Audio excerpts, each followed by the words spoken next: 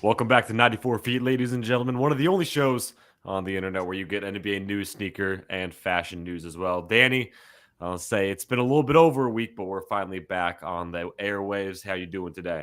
Hey, good to be back. Feeling good, Cade. My Bucks just took home a nice W on Monday night against the Saints. Hey, usually I got my water bottle, Cade. Kid, tonight I had to crack the wine. Don't look at my I'll wine crack the glass, but wine. Hey, there you crack go. I the was gonna wine say, tonight. crack the Finals wine. coming You, up. we getting some Christmas spirit in there as well over on your part. Yep, it's December, best month of the year. You went crazy with the Santa hat I see on 94 feet. I had to bust out the elf hat. Oh yeah, no, 100%. I was gonna say I'll actually have to get one of my own like Santa hats themselves. Get a little festive on here because I got absolutely nothing to kind of make up for it. But at the same time, hopefully by next week we'll have something going on. But with all being said, we got ourselves a pretty good show today. When you're talking about, I kind of had to tease you guys a little bit with the actual title of the show. We are talking LeBron, obviously. I mean, he made some pretty big achievements over this past week. But of course, we still all know who the real GOAT in the NBA is. We don't need any real discussion about that. But we still talking, and we still talking LeBron and some of his big updates over the past few days and what he's been able to do. Also, through sprinkling in some other big time news coming out of the Lakers organization, especially with Anthony Davis, his big game against the Wizards.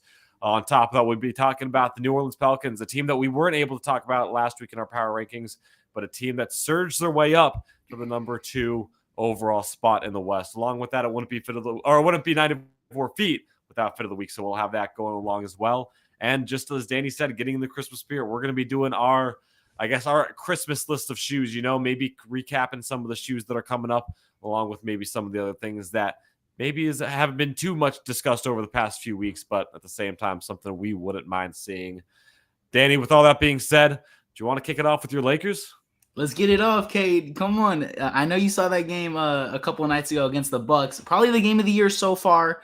Um, Sunday, Anthony Davis, Cade, in Washington. I don't know if you had the game on or you saw on Twitter. There was MVP chance at Washington for Anthony Davis because this dude is playing like an MVP. Lakers started the season off 2-10. We were panicking on the show. I wrote them off, but they've won 8 of their last 10. And I think it was last week or 2 weeks ago when they were picking up wins against the Spurs and kind of the bottom dwellers. I was saying how I'm not sold just yet. And that Bucks win at Milwaukee Friday night, I think primetime on ESPN. That was the win I needed to see because for the first time all year, it looks like they have a plan, it's a pretty simple plan. It's get AD the ball and let him get to the rim. AD last 9 games, 35, 15, and 3. That's leading the league in points and rebounds, second in blocks. That game Sunday night, 55, 17, and 3. 55 points, his Laker high 10th consecutive game with at least 20 and 10 rebounds. The biggest thing for me is we're seeing an aggressive AD who's not afraid to get to the rim, posting up down low. In those 10 games, in the last 10 games, he's only averaging 1.2 threes per game. So, maybe he saw all of his teammates breaking threes and he said, yeah, that's enough. Give me the ball. Let me go to work. No player has ever scored 55 points or more on just 30 shot attempts, so he's efficient. This Laker team looks like they know what they're doing. Westbrook, I got to give him a shout out, Cade. He's been balling out off the bench. Past 4 games, he's looked really good. In the past 4 games, 2 games without a turnover, first time all season, back-to-back games. Also double-digit assists. I think he had 16 in that Wizards game. So this Laker team kind of forming, we're still playing Patrick Beverley a little bit too much minutes, in my opinion. But you got AD attacking the rim and then Braun and Westbrook just feeding him. I mean, this team looks like they're going to the playoffs, Kate. Come on. Okay. Oh, okay. Getting bold with it. I mean, the Yeah. one thing I will say is that if the season continues to play out the way it has been, we are a quarter of the way through officially, which is, I mean, when you put it that way, it is scary to say that we're a quarter of the way through the season already. But as mentioned, a quarter of the way through the season, Lakers are currently sitting in the 13th spot in the West, but at the same time, they're only 5 games back. So we'll get into a little bit later, especially with New Orleans. But this West, again, the parity is just right there. It's right into it.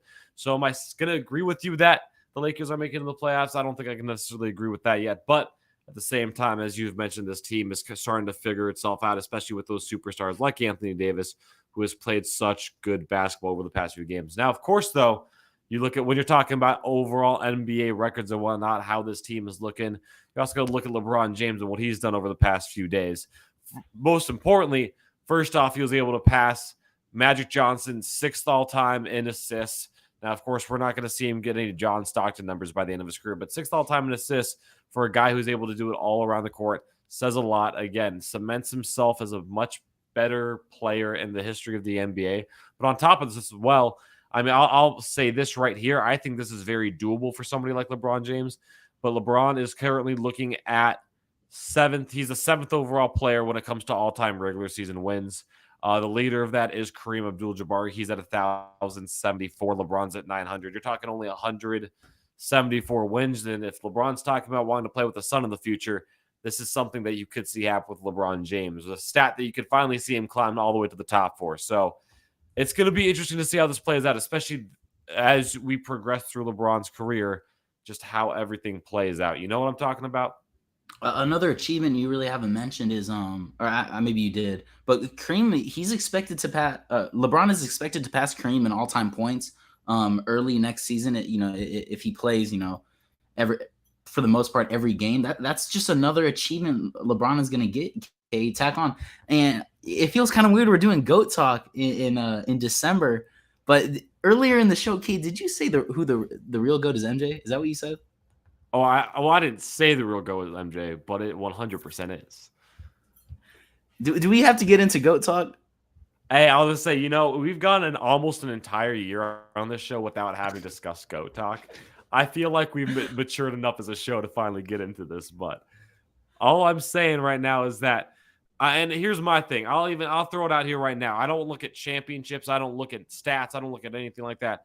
Obviously, that all plays a role. I think just legacy in general is going to play the biggest role. LeBron's up there, but you cannot tell me that MJ has not left a bigger legacy on the NBA the way no other player has. But who's the better basketball? Who had the better basketball career? Who's going to? For me, it's LeBron. Are we getting into this right now? I mean, I'm not stopping you if you want to. Okay, you shouldn't have got me started, Kate. I didn't want to talk about LeBron and MJ on this beautiful Monday night, but you're gonna have to get me going. LeBron, let's start with this, Kate. All around better player, right? He's average more points, rebounds, and more rebounds and assists than LeBron. He's the best. Sorry, I can't talk. Than MJ. Yeah, he's the best. Yeah, he's the best basketball passer. He's just a physical specimen. Most healthy player of all time. Longevity. LeBron kills MJ in that. Better 2-point and 3-point percentage. The biggest thing between LeBron and MJ is LeBron proved that he can carry teams by himself, Kate. For me, that's what it is. Jordan 1-9 in the playoffs before he got his co-star Scottie Pippen. Let's just take a look at about what was LeBron working with in 2007. Young LeBron, third year in the league, no second All-Star on his team, took his team to the finals. His second leading scorer was Larry Hughes. I don't know who that is. 2008, just the next year, took the same Cavs team to the finals again. Second leading scorer, Zydrunas Ilgauskas. I remember him. I don't know how to pronounce his name, but I do remember him. Not an all-star. Jordan, yeah, he got that three-peat in the 90s, Kate. What happened after that three-peat? He quit. He quit on the Bulls.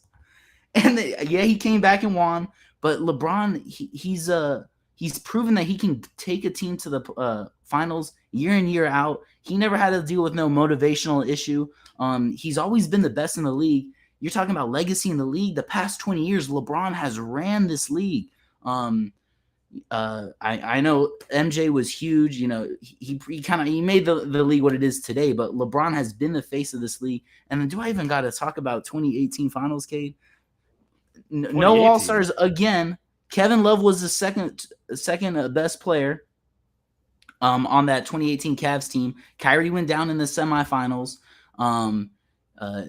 I think if memory serves right, it was against the Bucks, and then they beat the Bucks when Kyrie went down. And then I have the semifinals or the conference finals pulled up. They beat the Celtics in 7 games when they're down 3-2. LeBron drops 46 in Game 6, goes to Boston in Game 7, wins Game 7, one of his most underrated performances of all time. That Game 7 Boston win against a young Jason Tatum, Jaylen Brown team, Marcus Smart, and then he takes down the Warriors, the greatest comeback in NBA history. As soon as that happened, that should have been he's the GOAT.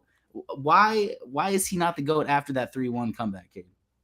First off, I'll say I think you mean 2016, not 2018. But sorry, on top of that as well, you're talking about a guy. Okay, don't get me wrong. I think LeBron, you talk about stat wise, is going to be one of the best players in NBA history, without a doubt. Can't argue that at all. I'm saying second right there, easily, 100%. Only difference is I genuinely think MJ, when you're talking about, obviously you can throw in this help in there, like, oh yeah, he had help, he had Scottie Pippen, he had Dennis Rodman, all that stuff. Completely understand that. I get that. But look at what they did without him. Nothing. They did absolutely nothing without him. Couldn't figure out anything going on. Even then, you saw the turmoil. In 1993, when MJ left, the Bulls went from 57 wins to 55 wins with Scottie Pippen and that same team. After MJ, yeah, they didn't win anything.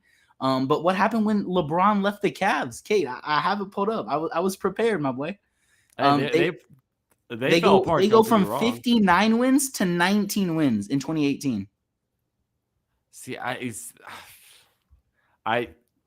there's nothing that's going to change my mind about this. I'm telling you right now, MJ, like, it could be all stats, you know what I mean? And I told you right there at the beginning, stats, in my opinion, stats mean nothing here. You know what I mean? Stats, don't get me wrong. You could be one of the best players in NBA history. And as LeBron has done, stats-wise, one of the best players in NBA history. Legacy-wise, look at just go on Twitter and look up LeBron's name and tell me what everybody thinks about what LeBron's doing right now. I mean, you got an excuse for every championship. And don't get me wrong, I don't necessarily think that you have the argument to be made for every championship. Like, obviously, you look at 2016, one of the best runs in NBA history. Can't go wrong with that. But at the same time, you're talking a team that also had help right there with Kyrie Irving. Kevin Love was putting up decent stats. A team in general that, despite the fact that they were down 3-1, was able to get that help. And if you don't, if I remember correctly, it was Kyrie Irving who hit that game-winning 3 in Game 7 that put it away for that Cavs team. Then on top of that, you look at some of these other championships, like the Mickey Mouse Championship in 2020. Steve Kerr hit a 3 too. You know what? Steve Kerr hit that 3 too. In that. Hey, you're right. Steve Kerr did hit that 3, but you knew for a fact that 3 was being hit because all attention was focused around Michael Jordan at that time. On top of that as well, you look at 2018. Look how much Anthony Davis did to help around LeBron James in a bubble championship, which I'll make the argument. I think it's a real championship. You can make the argument that's one of the toughest championships. Thank you. But at the same time, you also have the situation where you're talking about no crowd, no home field advantage or home court advantage, any of that stuff. You look at some of those past championships in Miami where he had a big 3 in Chris Bosh and Dwayne Wade. I mean, don't get me wrong. He's able to take some teams to the NBA Finals. But Danny, name another team in the time that LeBron has gone to the NBA Finals in the East that was genuinely going to compete with any of the teams that LeBron James was on. There was some good teams in the East. What years are we talking? Are we talking years where they still had Kyrie and KD? Are we talking about a mature LeBron, or are we still talking 2007, where realistically the East, I mean, the Minnesota Timberwolves were probably good that time. The Nets with Joe Johnson. I mean, like, it's nothing crazy, and even Joe Johnson, that's probably too early. Off the Celtics, top of my head, in early 2010s, it was the Celtics. The Rockets always had a good team. LeBron always dominated the Rockets. The Hawks had a team of 4 All-Stars at one point. He killed the Hawks. I remember Eastern Conference Finals, I want to say, when they won those 60 games. I'm pulling up like the early 2000s teams in the East because that's a little bit before my time. But and I'll even throw this on top of that too. You think that if MJ played the entirety of his career, not taking those 18-month breaks in the middle of his career, not taking that time between that 1998 NBA Finals, hopping back in the league in 2001, you think if he was playing all that time, you don't think he would be leading any of these statistics? I mean, the reason why he's not leading almost all of these is because he's took that time away. And yeah, you could also throw motivation in there as well. But at the same time, you're talking about a guy who is playing against historically some of the best players, and guys like Charles Barkley, Clyde the Glide Drexler, Magic Johnson, Larry Bird, Patrick Ewing, Malone, Stockton, all these guys, fantastic players. You're talking about one of the best generations of NBA talent. And obviously, you can make an argument for every decade. Don't get me wrong. But at the same time, you're talking about a guy who didn't even have to play the entirety of that decade and still cement himself as the best player and cement the Chicago Bulls as the best dynasty in American sports history. All right, well, let's just start with MJ. Yeah, he beat up on all those players, but he never beat Larry Bird and he never beat the Pistons. Those are two facts. It really is Clyde Drexler in that category with Magic Johnson. Are we putting him in there? I just throw out names. I'm Okay. not throwing them in the same category. I just throw out names. Okay. And I'm trying to pull up some early 2000s. Hey, but even then too, you're talking about LeBron having. LeBron had to wait until he went to Miami when he was with Chris Bosh and Dwayne Wade before he won a championship. You look at MJ's early years, the first 9 years of his career, he didn't win a championship. But again, first off, there's nobody on that team, which makes sense. I mean, I will give you the fact that he didn't win anything when Scottie Pippen and Dennis Rodman, Kukoc, Kerr, all those players, the players that really made that dynasty what it was. I'll throw that in there. I mean, he didn't win anything before them, but at the same time, LeBron didn't win anything before he had the help of Chris Bosh and Dwayne Wade. Had to take his talents to Miami. But he was getting to the finals, though, with a bunch of bums, a bunch of nobodies. It's not like MJ was getting to the finals.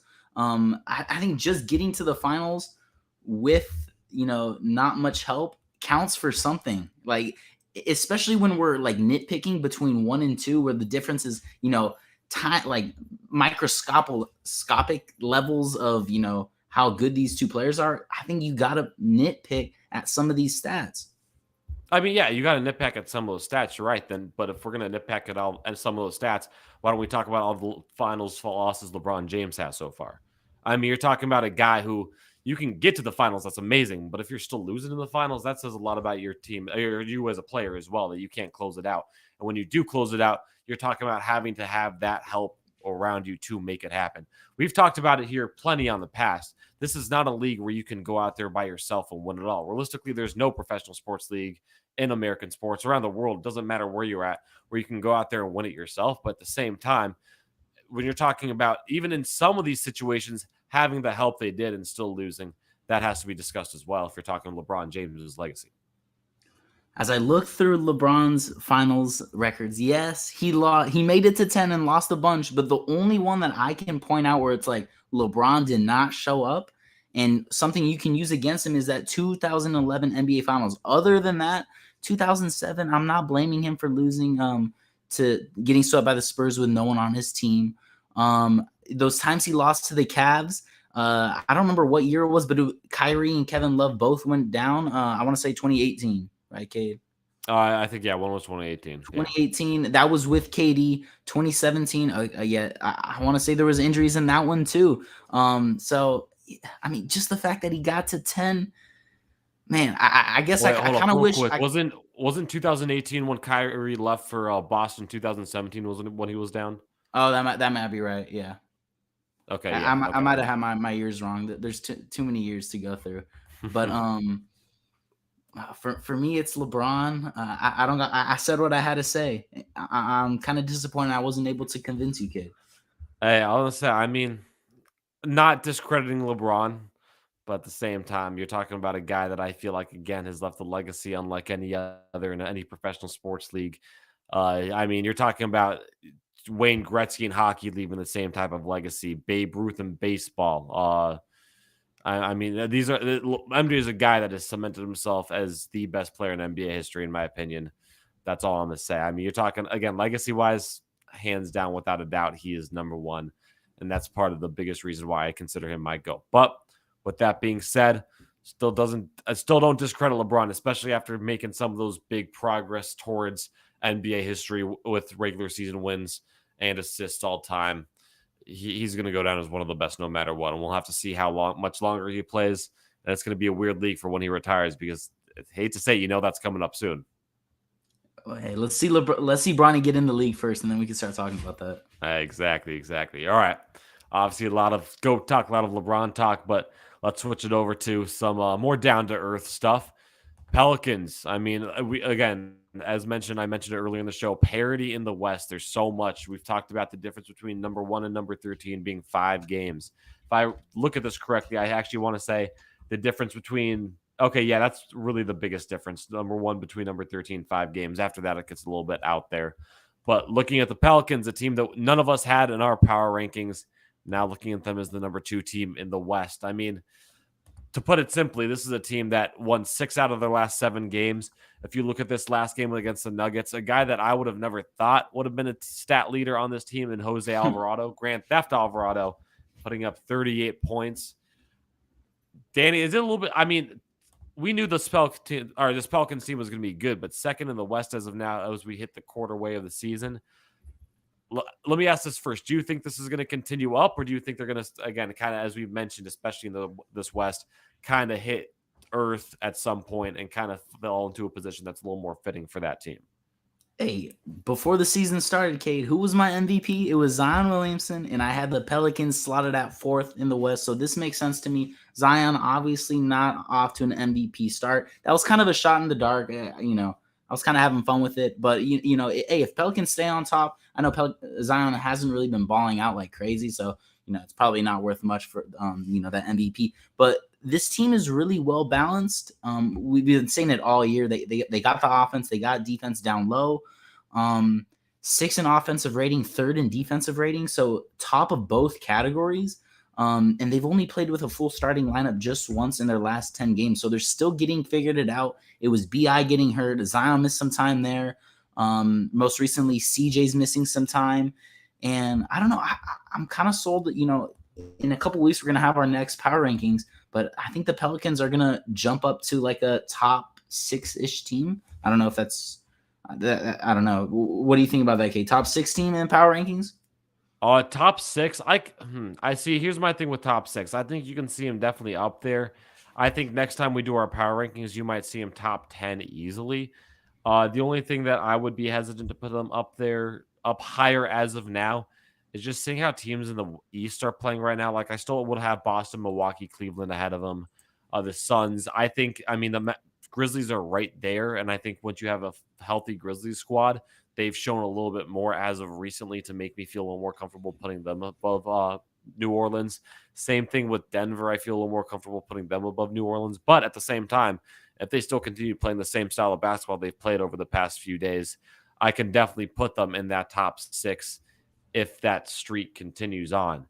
Now, you want to talk about statistics and players for this team. I mean, you're talking about a team that overall, you're right, Zion Williamson hasn't really done anything of true significance, I feel like, this season when it comes to at least a grand look at things on the NBA. But you're still talking about a guy that's putting up almost 24 points a game. His stats line looking, like I said, 24.7 rebounds, 3 assists. Or, my bad, 4 assists, almost a steal, or over a steal per game. I mean, overall, as a well-rounded player, this is all you can ask for. You're talking about a guy that's young, that's been off injury, still has that opportunity to grow and make something big out of himself in this NBA level, considering that we've only seen one real good season out of him. And in that season, you mentioned it pretty consistently. He was an all-star that year. But then overall, in general, I mean, Brandon Ingram's putting up 20 points. A guy I feel like we probably could have seen have a little bit more of an effort, a little bit more of an emphasis on this team. But 20 points a game still isn't too bad. CJ McCollum right under that. Again, similar situation, feeling like we could see a little bit more out of him. But at the same time, even then, is that really necessary when you're talking about a team that's, again, 6 out of their last 7? And overall, it's just a team that kind of just seems like they're playing well-rounded basketball. I'm not sure how well-rounded enough to say that they're going to make a deep run down the stretch. But at the same time, they're still playing basketball where I feel like I feel confident enough in saying they can go out against almost any team. Maybe the Bucks would be the only team I'd say I'd be a little bit worried about. Maybe the Sixers. But other than those 2 teams, I think they can go out against pretty much any team in the league and really put up a good game, if not a good game, a win. And we're going to see how they match up against the top dog of the West, your Suns. Did they beat the Mavs today? They were getting kind of smacked up earlier. Oh, yeah, they got smacked around. I was going to say, D-Book didn't have himself a good game. Ayton's still playing good, so I'll take that. But yeah, no, they took the loss, and I'm ready for Chris Paul and Cam Johnson to get back. Oh yeah, no, I'm sure you've been missing CP0 for a while now. Yeah, exactly. The Suns play the Pelicans 3 times in the next 2 weeks. They have a back-to-back, not a back-to-back. One day of rest. This Friday and Sunday. So we're gonna see how they play against the Suns, and they also play the Jazz too. They've fallen off, but still a good offensive team. Um, 8 of their last 9 wins by double-digit points. They're kind of blowing out teams. Beat the Pelicans by 15, Raptors by 22. Beat the Warriors a couple weeks ago by like 50 points. So they're beating good teams and kind of running away with wins. So we'll see how they match up against the Suns. I'm definitely going to be tuning into those games. Oh yeah, I mean, you look at as you mentioned, it's not even a course over 2 weeks. You're talking an 8-day span where the Suns and Pelicans play each other 3 times. You look back at their last meeting. I know the Suns won. Let me get the score up here real quick. It was Suns over the Pelicans, 124-111. But that's also a Pelicans team that didn't have Brandon Ingram, didn't have Zion First game of the year, I believe. What? Was that the first game of the year? No, they're No. pretty deep in the season. It was like game 5 or something. But yeah, they didn't have Zion. They didn't have Brandon Ingram. So you're talking about Suns only beat them by 13 points. They did not have the depth that they had. Now you're talking about a team that is surging, playing really good basketball, making the best out of what they've been given so far. It's going to look pretty iffy for I mean, I'll say this right now. The Pelicans are in a position that, again, we've talked about it. We knew this was going to be a good team. I guess it's just surprising at this point. I mean, you look at the entire Western Conference. I mean, there's a lot of surprises up there still, but at the same time, you're also talking about a team that is second in the West. Now, kind of talking, I guess it's not really just strictly about the Pelicans, but you talk about this West in general. Is there really a team that you feel like is going to strictly pull away and actually make themselves feel like they have a really big impact on the West? Or do you honestly think that you could, by the end of the season, you could see the West difference between first place and 10th place being less than, let's say like 7 games? Ooh, I think it's possible, especially with all these new teams that no one really expected to be in the mix. To proving a point, we've talked about the Kings multiple times on the show, Blazers, Jazz, Mavs, Timberwolves. That West got a little bit too much going on. I think it's going to be a dogfight. The one team that I could see separate from themselves is this Suns team, who we both have really liked the past year or so. Once they get healthy, they're already on top, and if they can get healthy, they move Jay Crowder, who we've kind of been waiting on, and they get another piece. I can see themselves separating from. It looks like the rest of the West is going to kind of kill themselves in the regular season, and I could see the Suns cruise to an easy 1 seed. Honestly, I mean, yeah, especially just because you look at. I guess I think the big thing that comes out of that is seeing where Cam Johnson is after he comes out of his injury. I mean, he had surgery on a torn meniscus. Don't know how he's going to be playing after that. I mean, it could be a lot worse. Could be an ACL. Could literally be anything else.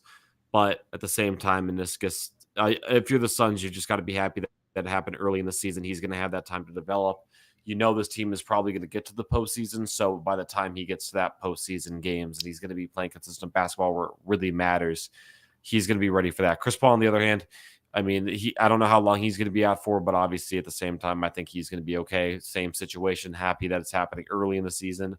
But at the same time, they're still winning games without those two players. DeAndre Ayton's playing fantastic basketball. Devin Booker has not only put himself in a position where he's being the true leader of this team everybody was expecting on this team, but he's putting himself in a position where you're now talking about MVP conversation around the guy if he continues to play at this level.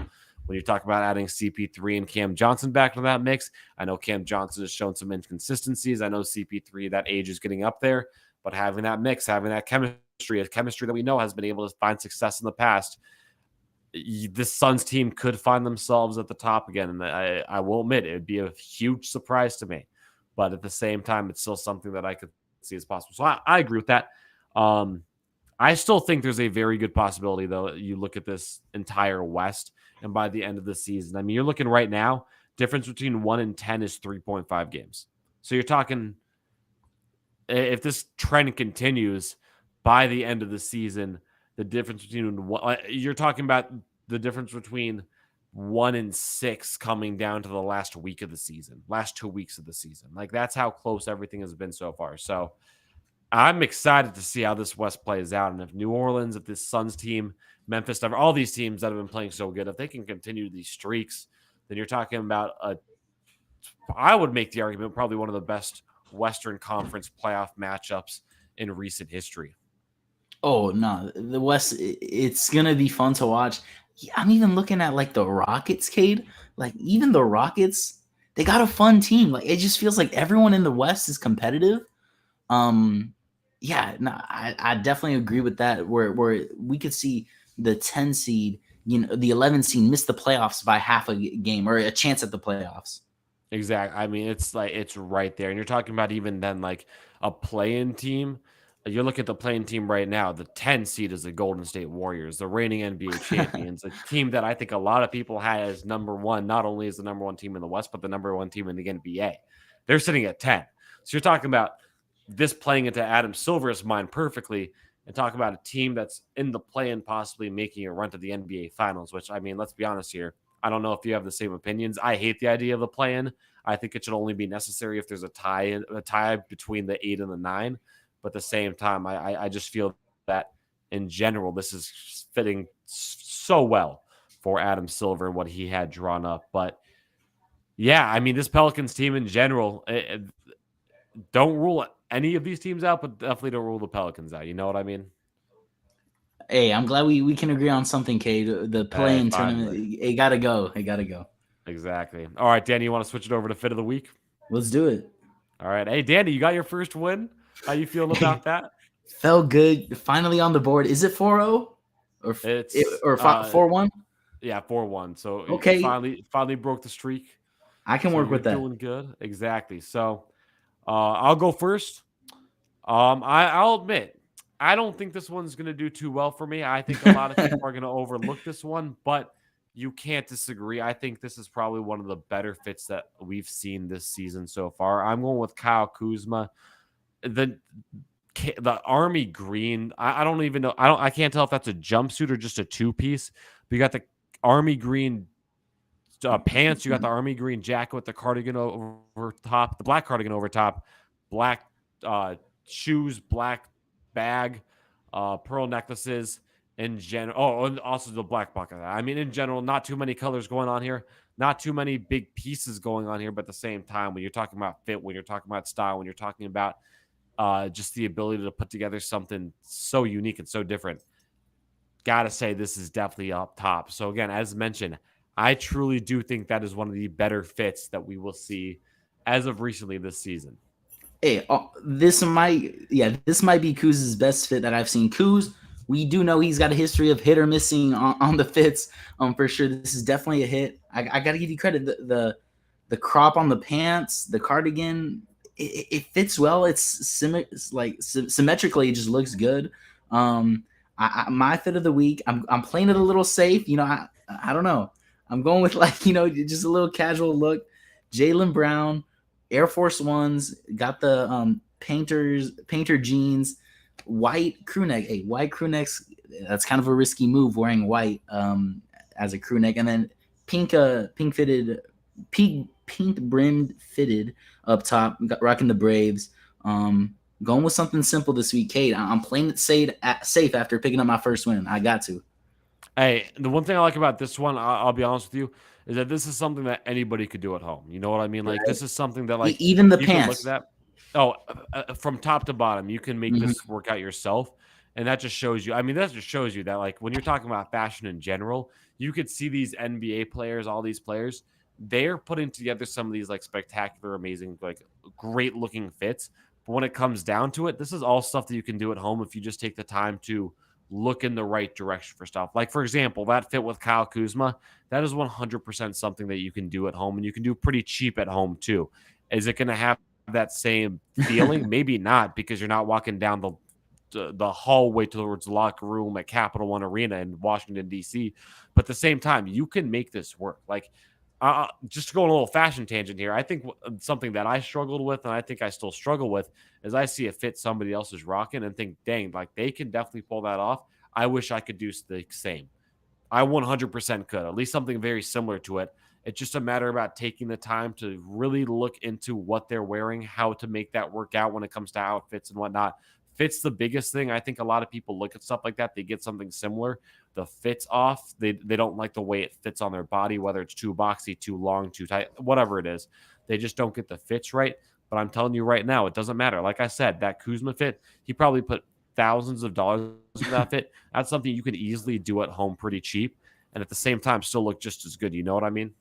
Oh, 100%. And it's even not like copying the outfit, but like using it as inspiration, like you were saying. Maybe you only have a black cardigan and you don't have like the olive pieces, but maybe you have gray pants and a gray shirt. You put on the gray, then you throw on the black cardigan, black shoes, and you don't have the olive fit, but you have something of your own taste, and you can mess with the sizes, lengths. Kuzma has baggy. I don't know. Those don't even look like slacks, like sweats. It almost looks like like the old style jeans, how you got the buttons going up, almost like army Maybe, pants, something like yeah. that. But those are cropped and baggy, so not too common. But baggy jeans, match that with a shirt up top, throw a cardigan over. You can make it work with what you have. You really can. And what, a black cardigan, Kate? I can go to Goodwill right now and pick that up. Oh, 100%. Also, another thing I'll throw in there too is don't be afraid to experiment with your style. I mean, look at this. For me, at least, for being as tall as I am, getting something that fits well along the waist and the length doesn't always work so far. So, sometimes I might have to get a little more creative with it. Maybe even just try picking up something where I can see it small, but still fits around the waist. Like it's a little short on the legs and still make something work out of that. I mean, I was close to doing it in the past, haven't done it. Or even then, if I don't like the fit of something, cutting it up, doing something different with it to get some more unique style to it. It's all possible. Just got to have that creativity and got to be willing to take that risk because it's something that I think anybody could do if they just realistically put the time and effort to really think of it out. So I was say that was my little tangent, but just gotta get creative, I like it. I like it. All right, now finally get into the more festive. Oh, by the way, just make sure Instagram, Twitter, vote on that. Hopefully tomorrow, if not tomorrow, Wednesday. I'll have all day tomorrow, so we should be good. But head over to our Instagram story, Twitter, vote on that. Whoever has the best fit. And again, I mean, I say it every week. We'll get a punishment going for the end of the season. We'll get something going. But getting into it, being festive with it, it's finally December. We're finally getting into that festive holiday spirit. And of course, it's the season of giving. So, Danny, we're going to look into what we would want on our personal Christmas list when it comes to sneakers. I'll pick about 3. I'm going to try staggering them out, making each one a little bit different, but something that could definitely work with and be styled with. But yeah, I mean, keeping it plain, keeping it simple, nothing too deep into that. Danny, I'll let you go first, though. If you had that number one sneaker on your Christmas list, what would it be? I'll start with my cheapest. Okay. I don't know what my number one is. That's a hard question. So I'll start with my cheapest. It's some white on whites Air Force Ones. Okay, earlier this summer, I was trying to mix up my collection. Picked up some New Balance 550s, the all white pair. They were hot. Okay, I'm a little bit of a hype beast. The New Balances have not been popping off like they once were. The 550s, AMA, they're still cool, but the drops don't hit like they used to a year ago, a couple months ago.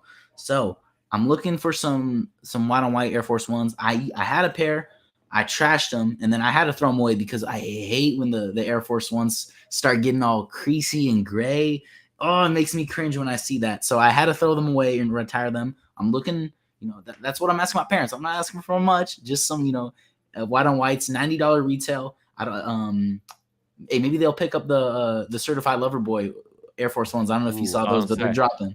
Yeah, I was how you feel about those because I saw those and I don't know. I like them, but there's nothing too really special about them. I think just on I don't know if it's the heel, but it's just a white on white Air Force One, and it doesn't say Lover Boy. It says Love Forever, something like that. I don't know if you remember, but it says something a little corny. I'm not gonna pick those up, especially when you can just get a regular pair for half the price if you have to pay resale on those. So yeah, just some white on whites. Yeah, I'm gonna say that I feel like they're a little too cute. You know what I mean? Let me pull it up. Yeah, so where it usually says Force or Air, on the whatever it is, the little bottom how it says. I think it says Air. You know what I'm talking about? Right there at the sole. I want to say it's. I can't even read these. What does that say? It says "Love You Forever." Love really, You Forever. Yeah. And then even then, I've seen some different ones that throw diamonds on there. I don't know. It's something crazy out there. Yeah, I mean. If you want to get cute with it, go for it. But it's literally no different than a pair of Air Force Ones. It's cool, I guess. People are going to be picking them up. It's the Supreme Air Force Ones where it's just an Air Force One with a little Supreme tab. Would you rather have those or these Nocta ones? I think I'd rather have the Nocta ones, honestly. Yeah, I think so too. I think also another thing too. How at the toe, how they have the little stars on each Air Force One, how they will I guess they switched them out for little hearts on this one. So I think it's subtle. but like it's a little bit more unique. You know what I mean? So a I little got you. more interesting than the Supreme ones. You know what I mean? Yeah, I think the Supreme ones are crazy overrated. I think Supreme in general is overrated. I think it's a dead brand in my opinion. But um, I'll go in the same order as you. I'll go cheapest to most expensive. First one though, I'm going something a little different. I'm going the route of Adidas. I think this is going to be a pair of shoes that you can style with anything. And honestly, I think it's going to be a pair of shoes that in general just look good style if you can do them the right way, which I think I could. But I'm going with the Adidas Samba Classics. Ooh. The ones with the fat tongue, the long tongue too. I want to be able to fold that over and like add a little bit more character and style to my shoe. Classic silhouette, classic shoe, something that a lot of people aren't really too big on. Usually they go with the Stan Smiths, the turtle shell, uh, what's it called, Adidas, those classic silhouettes. But we're talking classic soccer shoe. This is definitely up there, and just in general, I feel like, as mentioned, if you can get that fit to work out, if you can fit this well, I mean, you're talking about endless limitation. You're talking about no limitations on being able to style something like this. Hey, I picked these up for my sister last Christmas. These were the pair of shoes she wanted, and got her them pretty cheap, used on eBay. Kate, I don't know what the prices are for your men's sizes 14. Are you size 14? 15, 14, 15. whatever. Yeah, It's only $75. yeah. I paid. I think I paid 65 used for my sister, or new for my sister's pair, like 7.5. So not too expensive, clean shoe. Um, okay, I was not expecting that. I like that. All right. Hold up. I had no clue you had a sister. Yeah, I have a younger sister. She's only a Oh, year younger. You didn't know that? geez. No. I was say, wait, Oh, do you only have wow. one sibling? Yeah, just one sibling. Yeah, Okay, I that makes usually sense. try and Yeah, I get had her a no new clue pair of about shoes that. every year. Yeah, Hey, gotta get her on that sneaker grind, you know? yeah. So I wasn't expecting you to say that shoe. That's pretty cool. All right, All right, yeah, next for up for me, sure. Kate. Hey, I'm in the market for some new hoop shoes. These are a little bit out of my price point. But I'm going with the Kobe 6 Grinches. Man, Oh, these have been on my wish list for a while now. Used you can get them for about 600 in my size. I don't see myself dropping that much money on a hoop shoe. So that's why it's going on my wish list. Maybe Santa comes through.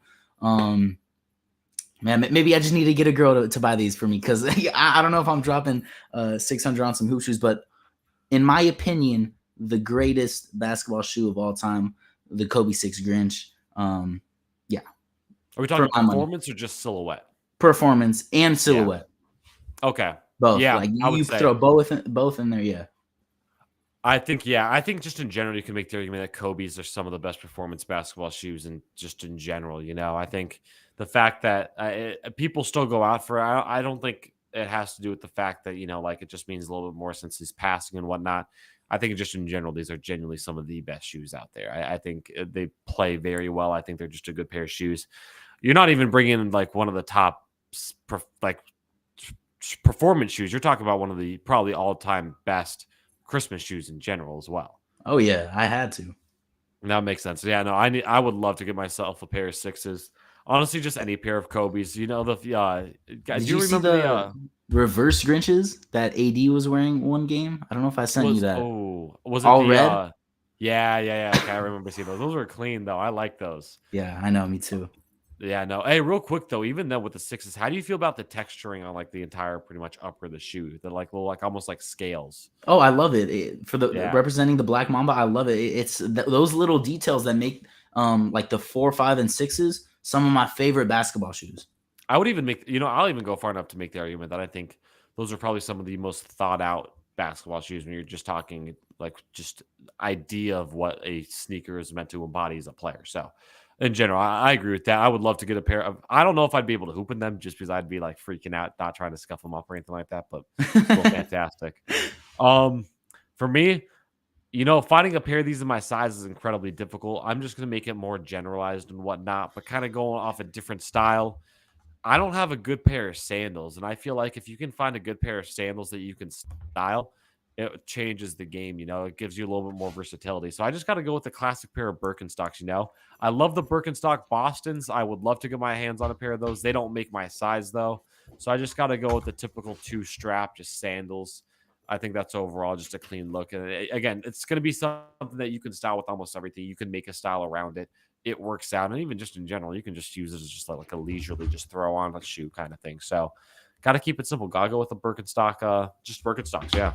Hey, I pick up my first pair of Birks this past summer, Cade. I have them right now. They are beat. Just one summer. These are destroyed. They're like my new favorite shoe to wear. Yeah, you definitely need to get a pair of these. I would say these have become like my. If you call them a sneaker, they become like my everyday sneaker, where it's just like, just going to the grocery store or something. I'm throwing these on. So definitely one of my favorite pickups recently. I've been wearing them like, I've been wearing the use out of them like crazy. So you got some good selections, Kate. I'll give you that. Honestly, I tried doing something that like kind of fits every style, like you got the Sambas, you got the obviously Birkenstock, something a little different. Trying to just really like get into like just the different styles that I can go through. But honestly, the last one I got, that's going to be one that is going to be a little bit more typical, and I think one that you've heard me talk about in the past too. So it's going to be no surprise for you, I feel like. All right, I'm excited to hear it. The first two shoes I went to, they've been kind of like some essentials in my collection. Need a new pair of hoop shoes, need some white on whites, just a staple in the collection. My third shoe, I'm gonna get kind of crazy with it, Cade. What's your price limit on your third shoe? How much is too much for me to go to? I don't think there's no such thing as too much. If you want to get creative with it, I mean. Obviously, you got to think about. Yeah, nothing Okay, too much. this is in Grail category. Ever since these released, I've been wanting to get my hands on the Air Jordan 5, the off-white, the muslin pair. Yeah, okay. The black pair in particular. I just feel like you can wear these shoes with anything, and especially like my style, where I like to wear baggy pants and baggy shirts. I think these just fit my aesthetic so well. Unfortunately, when Virgil passed, these shot up from $500 to $1,000 brand new. Used aren't going too expensive. So these are actually a shoe that I could see myself getting my hands on. Used, you can pick up a pretty nice pair for $600. So not totally out of my price range. I'm gonna say these will be in my collection one day. I really do love these shoes. These are in like Grail category. If even that counts as Grail, I don't know. I think it's something that you can count. I'm not gonna lie. When you said that, I thought you were going like way out there. I think you were gonna say like Red Octobers or something like that. Oh, okay. Like, what I mean, hey, maybe Santa's treating us well this year, but yeah, no, I agree. I think when you're talking about the two off-white Jordan 5s, that's definitely the better colorway. I think the more blackish pair, like they're not bad, but I just feel like when you're talking about that more like tannish, like almost more just fitting, you know what I'm talking about? Like I feel like overall it's a better look. Almost you look at 2 years back in 2020 when they released the all like tan or the all tan off-white 4s. Like that was a pair that I feel like, I mean, the women's release. Yeah. That was sneaker of the year, 100%. Oh yeah. Ooh, I'm not sure if I'd say sneaker of the year, but it's 100% top 3 without a doubt. I mean that I'd say actually top 2. You know what I mean? I'm gonna say Chunky Dunky was maybe up there at number 1 just because that had everybody. I mean, that was one of those ones where I feel like that really just. I think of when I think of 2022 or 2020 when it comes to sneakers, I think Chunky Dunky. I think the off-white woman's Air Jordan 4, and then I also think the Grateful Dead SB Dunk that they released, all furry ones. But no, I was gonna say I think that's the one you were talking about. Yeah, wow, 2020 had a stacked lineup, Kate. I'm looking at it. Did the Dior's dropped that year too? Yeah, I was saying, dude, it's a good year. 2020 was like terrible year in general. Crazy good year when it came to sneakers. The Union 4s released that year as well. Yep. Like it was an insane year in sneakers. I mean, I don't think that might be one of the top years for sneakers, at least in the 2020s so far. I mean, that might be one of the top years. A shoe that has somehow become kind of forgettable with all those drops. The first Travis Scott SB Dunk Low with the bandana pattern was on there. Yeah, and also the foam runners dropped in 2020. Wow, 2020 was a great year. You're right. Yeah, I know. It was solid. 20. I missed those 2020 releases. They had some good stuff in there, but yeah, no, that's a fantastic pair. Off-White, it does suck to say. I mean, and I'll even say it too. Nike and Off-White need to stop collaborating. Did you see the stuff that they're releasing in a few weeks from now? That's disrespectful. Yeah, I was looking exactly. at some of those. Are they hiking shoes? I don't know. They Uh, look like it. the Terraformas, I think they're called. But oh Yeah, my gosh, I thought they were done with the spikes. They're bringing them back, and they're throwing like more things on the shoe. I don't know. it's terrible. They need to stop with the collaborations. Maybe it's It's time to getting just out of hand. retro the 10, Cade. No, no, no. I Wait, think it's been 5 years. yeah, I think you gotta wait longer than 5 years for something like this. Okay, I think that was such a when it comes to just Off White and Nike. I mean, that was the really launching pad for those two together. You've got to, in my opinion, you've got to wait on that one. I love it, but that's almost like you want to make that one of those grailed category kind of shoes. Like you don't want that getting into just everybody's hands.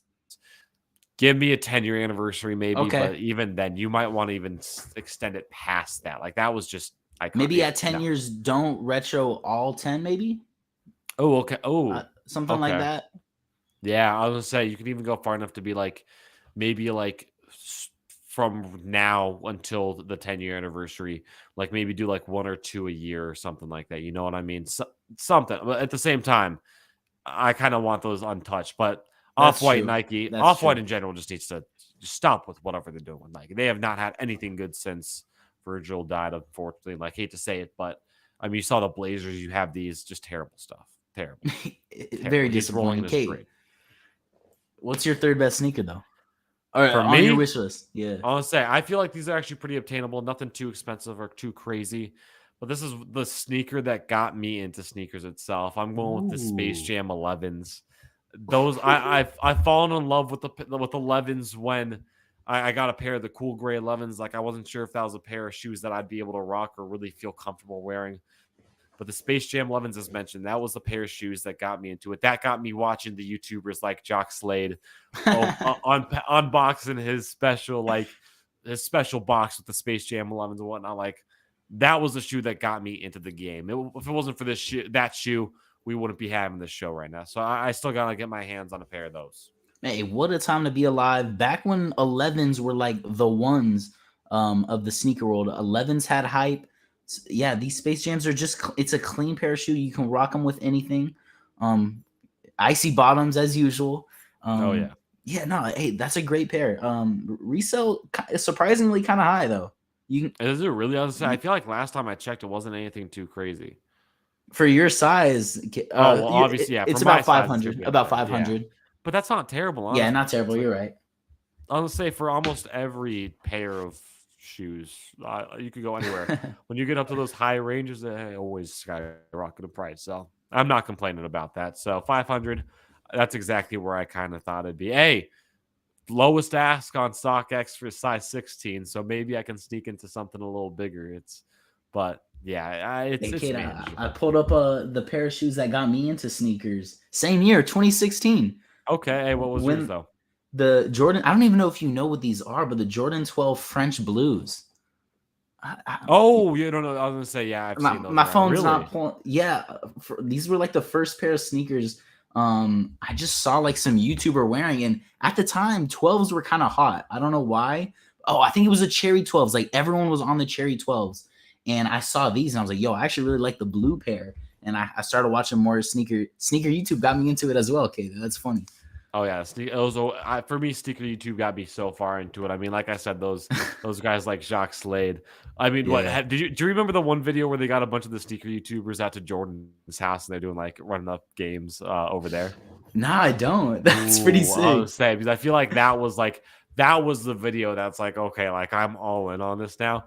But yeah, they got a bunch of those like Seth Fowler, Jacques Ooh, Slade, some other Seth. the big like YouTubers and whatnot. They had their whole. It was like an experience. I think I want to say it was for the Air Jordan 29 that they were like testing out and whatnot. It was unreleased at the time. They played a basketball. Did they play a basketball game in his house? Yeah, Yeah, I remember that. exactly. That's what I'm saying. That was the like that video. I feel like when you're talking 2015, 2016, the people who are getting into sneakers, then Yeah. everybody knows about that video. You Everybody just knows about unlocked that some experience. memories, Cade. That's what Back I'm then, I saying. was buying like these guys' sneaker YouTube merch. That's how deep I was into Yeah, see, exactly. I was gonna say, dude. Honestly taking me back to that time. Life was way right? easier back then. Like it was nice. Now I gotta ask, what do you think was like that first like sneaker you got where it's like, dang, like I'm like these are the cleanest things I got. Like I'm rocking these. For growing up for me, I never got like my first. I always had to buy my like first pair of Jordans. So Jordan's sneakers. For me, my parents were buying me Vans because Catley kid, Vans are really popular. The first pair of shoes that really like was like, yo, I need to keep these clean. Like I really like these, kid. Is that what you're asking? Like Yeah, just yeah, the pretty first much pair. like that first pair that's like yeah, like pretty much like once you start like being like yeah, like shoes are my thing. Like what was that first pair of shoes that you got? I think it was high top Vans, suede high top Vans. I don't know why, but those were like the first shoes where I was like, yo, okay, I kind of like high tops. I got these for Christmas. My mom got them for me, but a couple years ago, I don't know, 2014, 2015, something like that. Do you have a first pair that you can think Yeah, of? so mine was I'll admit mine's a little bit different like compared to everybody else. But this was one of those things where like I downloaded sneakers and I was like, I just want to hit on something. It was kind of like one of those things where it's like, like the shoes that sell out just because like there's like some value in selling them and whatnot. Like they're nothing really that special, that interesting. But for me, my big first pair, at least in my opinion, it's nothing now. But it was the Black History Month Kyrie threes. Like it's simple shoe, nothing too crazy with it. But like I remember getting those like on the way to school. Like I was hyped about them. It was something that that was my intro. But at the same time, things come a long way since then, as you can see, obviously with everything I got in my collection. But Hey, it's some crazy stuff. growing up, I was only getting a basketball shoes, so I got my hands on a pair of Kyrie 3 Chromes. I remember, Okay. not as clean as the Black History months, but I got some icy Chromes. Yeah, no basketball. My first like pair of real like sneakers, I guess, were basketball shoes as well. If I'm not counting those Vans, Hyperdunk 2014 Hyperdunks. You remember those, kid? Oh yeah, that was a good pair of We've talked about Hyperdunks. this before. How Hyperdunks at one point were like top of the game, in Oh terms yeah. of basketball performance. Um, yeah, no, for me it was the Hyperdunks. If we're talking like first basketball shoe. Oh yeah, I was 14 Hyperdunks, oh wait, Hyperdunks, like those big years. Those were Hmm. definitely something. I'm trying to think, yeah, because like just in general, I've got a like I've turned like a decent amount of stuff, but I mean like damn, it's kind of crazy to think about how like things have switched. I mean, we're talking about like picking up stuff like this for our first like shoe and whatnot. Thinking like, yeah, this is it. Like we rocking some good stuff now. And then now it's like we're rocking with like obviously like the Travis Scott collaborations, Jordan 11s, all this like real classic stuff. Like it's if this is like this is an example. Like you just gotta trust the process when it comes to fashion, when it comes to sneakers, all that stuff. Like you're gonna be able to get there. You might see somebody else's collection, be in awe of it, be jealous, all that, but it just takes time to get there. It's a time building exercise. Hey, it really does take time, Kate. I've been wanting to get Burks for a while now. It took me way too long to get them, and these aren't even that expensive. You just building up your collection one pair at a time. Don't got to be the most expensive pair.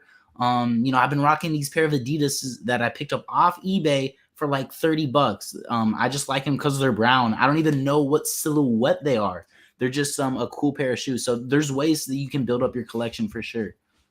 Oh, 100%. I mean, but yeah, hey, it was nice reminiscing with you there. Those were some good times, especially back in the day. I miss it. But Danny, let's wrap it up. You got anything else to exit off the show on? Don't think so. Lakers gonna keep rolling. That's all I know. We'll have to see about that. As mentioned, though, at least when it comes to Fit of the Week, Instagram, Twitter, hop on that, vote for that tomorrow.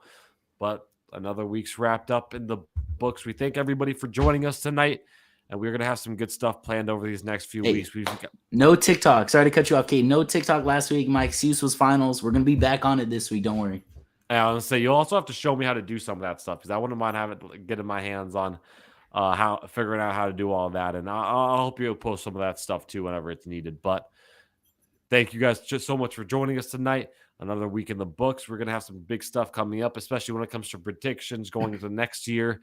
A look back at this past year, seeing what we got right when it comes to our previous predictions, all that stuff coming up. So we've got some good stuff coming up. Stay tuned over the next few weeks. We'll keep the content rolling without a doubt. Thank you so much for joining us tonight. We'll make the best of it. Finish up your final strong. We'll see y'all next week.